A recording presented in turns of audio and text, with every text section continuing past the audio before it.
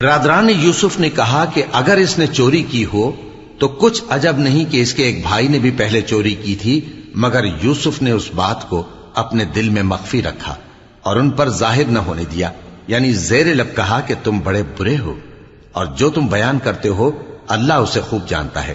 وہ کہنے لگے کہ اے عزیز، اس کے والد بہت بوڑھے ہیں اور اس سے بہت محبت رکھتے ہیں، تو اس کو چھوڑ دیجئے اور اس کی جگہ ہم میں سے کسی کو رکھ لیجئے، ہم دیکھتے ہیں کہ آپ احسان کرنے والے ہیں۔ یوسف نے کہا کہ اللہ پناہ میں رکھے کہ جس شخص کے پاس ہم نے اپنی چیز پائی ہے اس کے سوا کسی اور کو پکڑ لیں، ایسا کریں تو ہم بڑے بے انصاف ہیں۔ آخر جب وہ اس سے نا امید ہو گئے تو الگ ہو کر صلاح کرنے لگے۔ سب سے بڑے نے کہا، کیا تم نہیں جانتے کہ تمہارے والد نے تم سے اللہ کا عہد لیا ہے اور اس سے پہلے بھی تم یوسف کے بارے میں قصور کر چکے ہو؟ تو جب تک والد صاحب مجھے اجازت نہ دیں